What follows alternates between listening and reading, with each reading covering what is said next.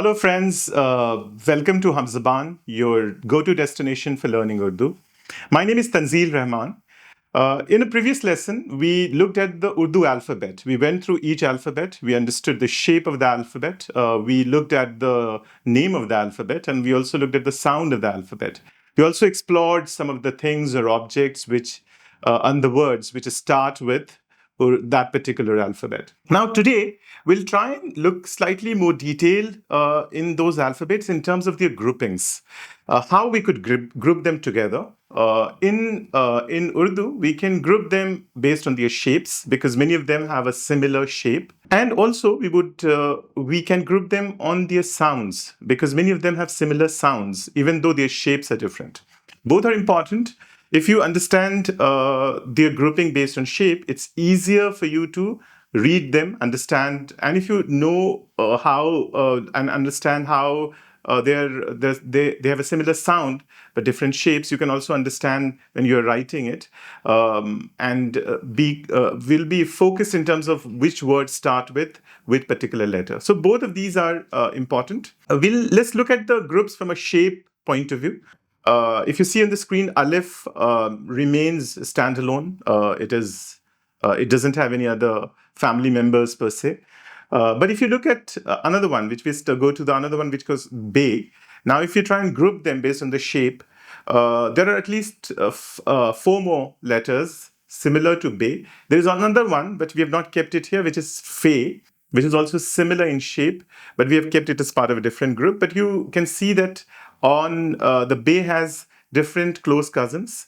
The difference is basically how the noktas are placed, the number of noktas, and also some of the special letters, right? So if we focus back on Bay, you will see, for example, Bay has this flat structure, and it has got single nokta here, right? Which makes, and you can distinguish it as a Bay.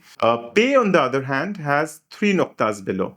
Similar shape, but three noktas. Te has two noktas, but on top. Te has a special symbol to say it is te. And Se has three noktas on top.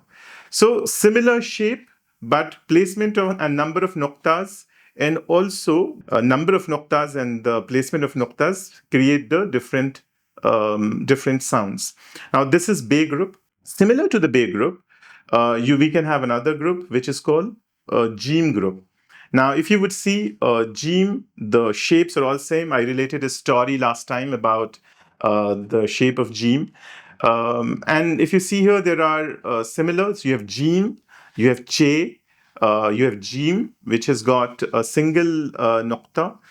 You have Che, you have He, and you have He. So Jeem with a single nokta inside, Che with three noktas inside, He without any nokta, and He with a single nokta on top. Right? So this is Jeem group.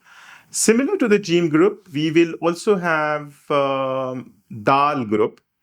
And again, you will find the similar shapes in Dal group as well. You have Dal, you have Dal, and you have Dal, and you also have Zal. And Dal doesn't have any nokta or any special symbol. Dal has got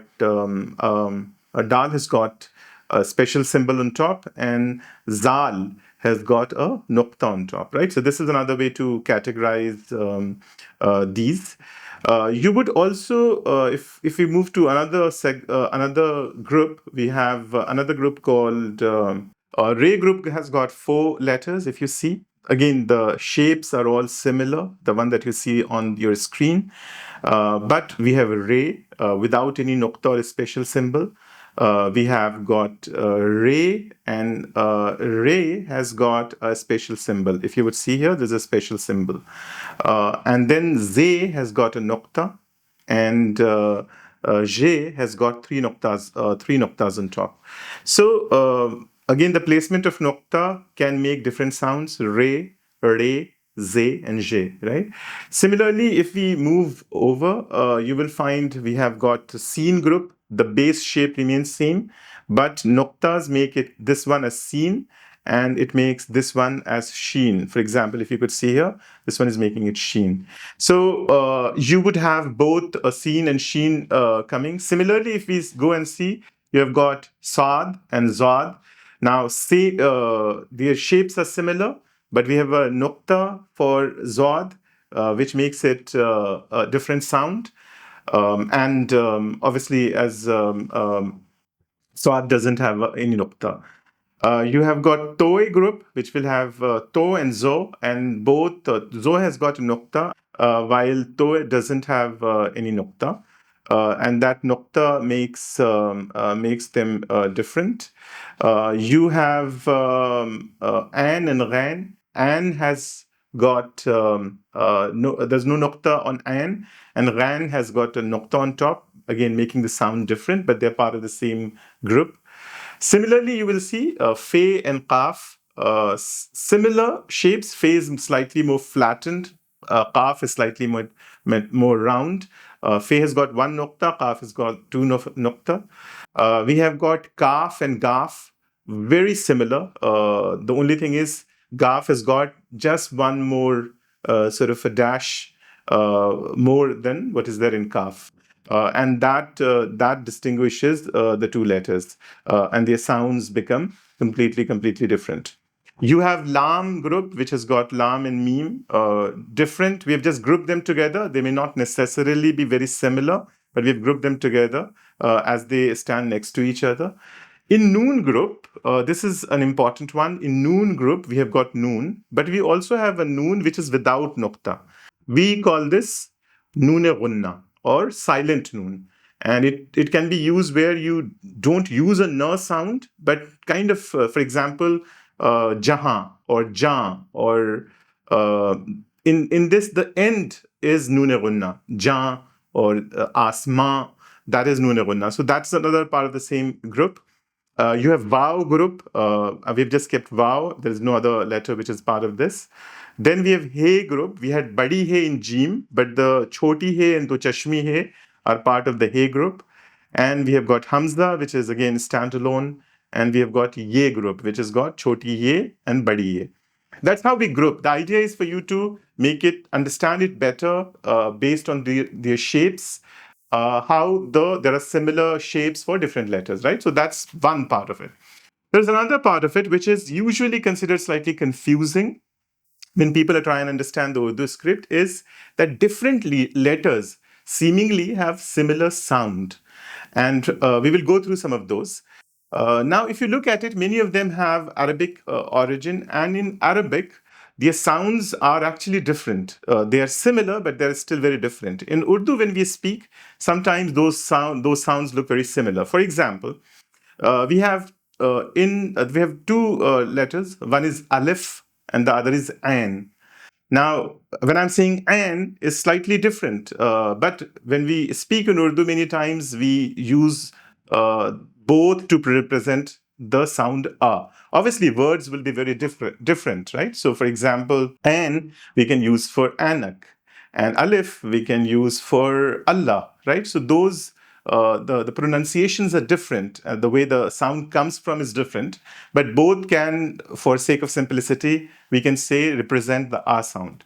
Similarly, you will find T sound. We have the letter Te that we see as part of the Be group, and we have letter Toe, which is part of the Toe group. Now, both of them have similar sound as T. Obviously, in reality, the words would be different for starting with Te and starting with Toe. Similarly, Sir sound. There are three different letters, Se, Seen, and Swad. All three of them different looking, but have similar sound. Now, again, the real sounds are slightly different, but for the sake of simplicity, we can consider all three of them representing Sir sound. You will look at her sound, for example. The He, which is part of Jim group, and Choti He and the Chashmi He, all of them in some way have her sound. But they are different, and there are different words which start with these letters or end with these letters, right? So this is again for our understanding. Now, the sound is a slight bit confusing. I think we have Zal, we have Je, we have Ze, and we have got Zod, and we have got Zoe. Now, they all of them have similar sounds. They have all have them the sound with slight variations, but sometimes this can become confusing. Which word should start from zal versus which word should start from ze? But for our understanding, we should understand that these letters can represent, which is zal, je, ze, zad, and zoe, right? So these are the various classifications that we may have for grouping letters in Urdu. Idea was for you to understand that what are the similar shapes, and also to understand what are the different similar sounding letters. Now you can go back to the app. You have these groupings defined in more details. We have quizzes, and you can use that to better understand it. Thank you for your time. Keep learning. Look forward to see you again.